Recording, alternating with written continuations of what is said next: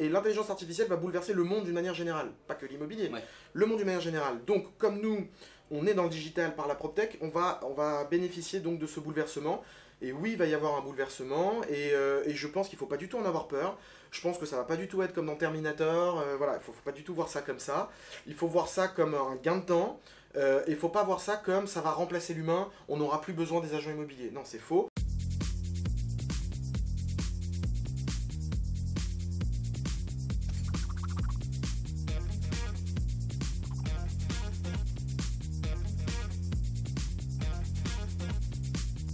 Deux mots que tu as dit qui ne sont pas forcément clairs pour tout le monde. On a Oui. parlé de cloud, mais surtout d'intelligence artificielle. Oui.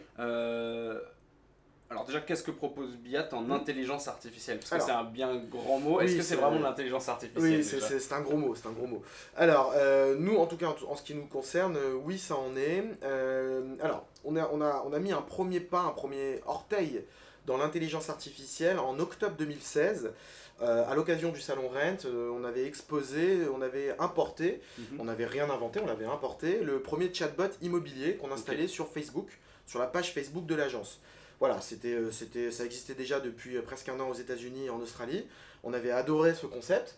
On l'a développé nous-mêmes, on l'a importé et on l'a proposé donc très très tôt en octobre 2016.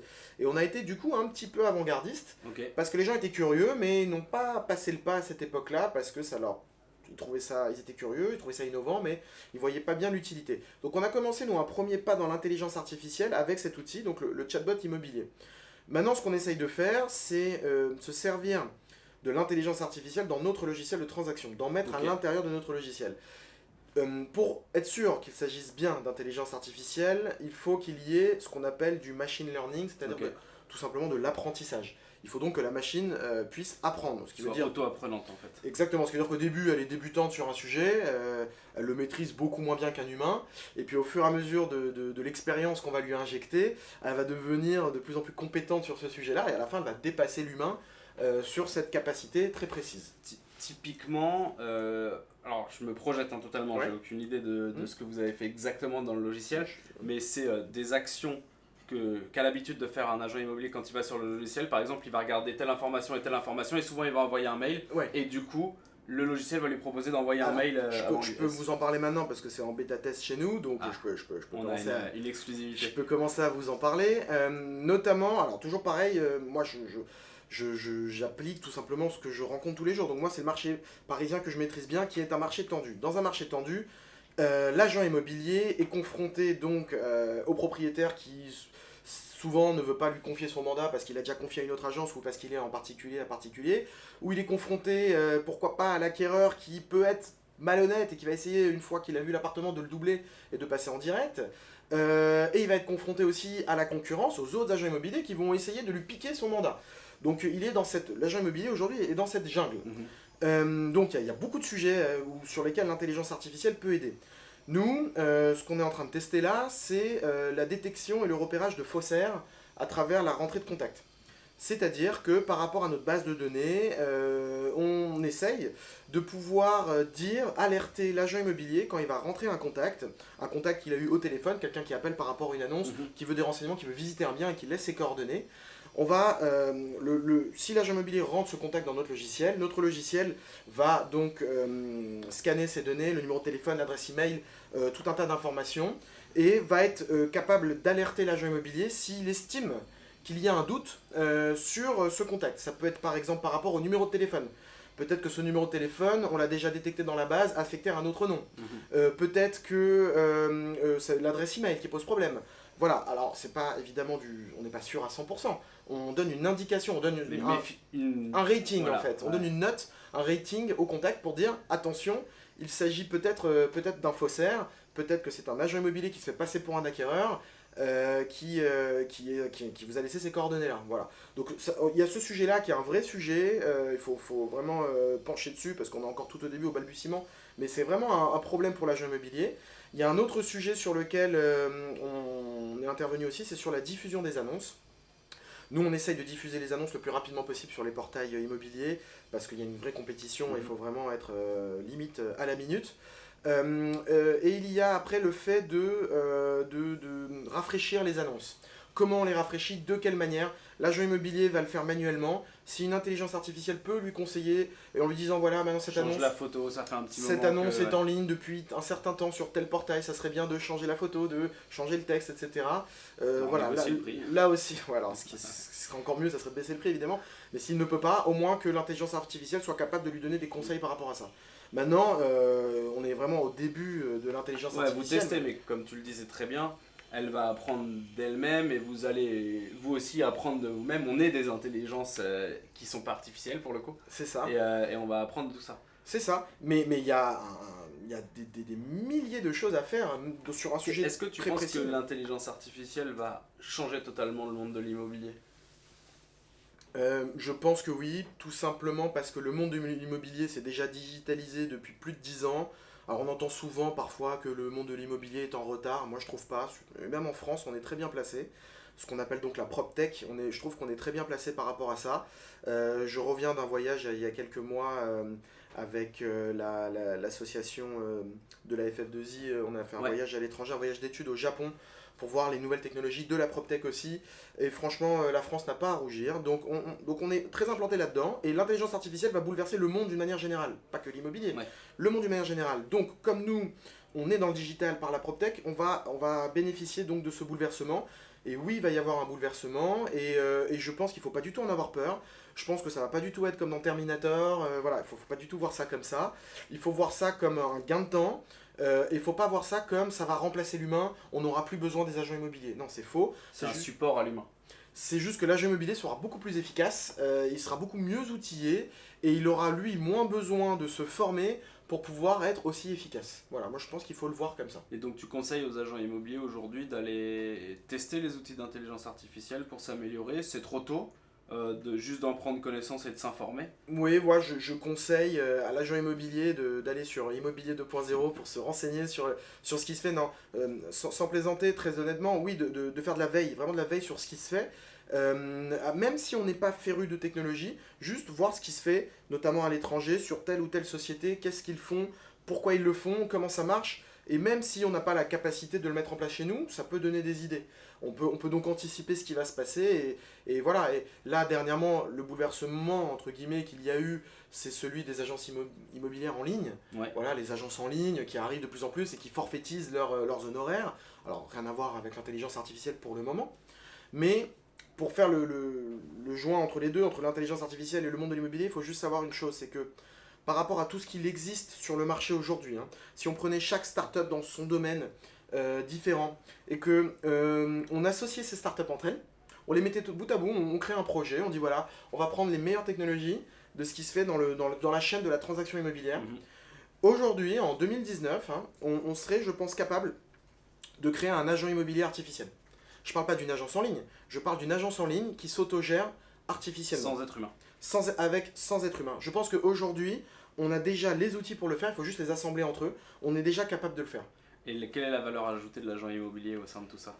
Eh bien, je pense qu'il y a une chose sur laquelle l'intelligence artificielle n'arrivera jamais à égaler l'humain. Bon, faut jamais dire jamais, mais du moins encore pendant beaucoup d'années, c'est donc le côté créatif du cerveau humain. Et donc, en l'occurrence là, il s'agit de la négociation. Sur la transaction immobilière, l'agent immobilier, il sert aujourd'hui plus que jamais, plus que coûte, à la négociation. Le fait d'avoir une tierce personne dans la transaction avec qui on va pouvoir négocier sans passer en direct avec le propriétaire. Si je suis acheteur et que j'ai un bien qui me plaît et que je dois aller voir le propriétaire en direct et j'aimerais bien négocier le prix, je vais avoir du mal à dire au propriétaire, vous savez, votre bien, je l'aime bien, mais il y a ça et ça qui va pas, faut baisser le prix. Si par contre j'ai l'agent immobilier au milieu, lui il peut le faire d'une part, mais surtout l'agent immobilier va me conseiller, va m'orienter, va me dire non là c'est trop bas par rapport au prix du marché, et il va essayer de négocier de l'autre côté avec le propriétaire. Ça, une intelligence artificielle, aujourd'hui elle n'est pas capable de le faire, et je pense qu'elle ne sera pas capable de le faire pendant encore pas mal d'années. Et donc il y a tout un côté en fait gestion des émotions, en fait, réussir à porter les émotions de chacun sur une tierce personne qui va s'occuper de faire en sorte que la rencontre se fasse finalement. Bah, de toute façon, quelque part, je pense que depuis des dizaines d'années, c'est le métier de l'agent immobilier. C'est à ça qu'il sert. Il sert à faire le lien à un instant T entre une demande et une offre. Et il est là pour ça. On pense que l'agent immobilier ne servait parce qu'à l'époque, avant Internet, avant les années 90... à centraliser l'information. C'est vrai, il était là pour diffuser les annonces sur sa vitrine, c'est lui qui connaissait un peu le quartier, voilà. Bon, mais Mais finalement, c'était pas forcément sa prérogative première. Sa prérogative première, c'est un agent. Donc sa prérogative première, c'est de fournir un service à un client qui soit vendeur ou acheteur. Donc de lui trouver ce qu'il cherche. Donc après que les outils se soient dématérialisés, qu'il y ait d'autres canaux comme Internet, ça ne change rien, je pense, à la nécessité d'avoir cet agent immobilier au milieu.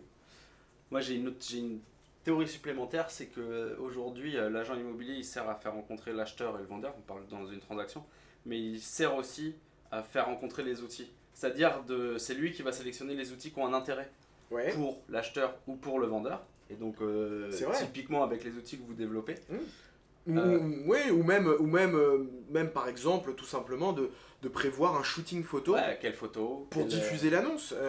Voilà, rien que ça. Comment on communique avec le notaire. Enfin, il y a tout un tas de choses qui se font. Je voulais finir sur une dernière question que j'ai préparée depuis longtemps et que Arnaud m'a rappelé. Biyat, c'est un rapport avec ton nom de famille? Exact. Pour ceux qui ne le savent pas, donc Biyat, ça s'écrit B-E-Y-A-T.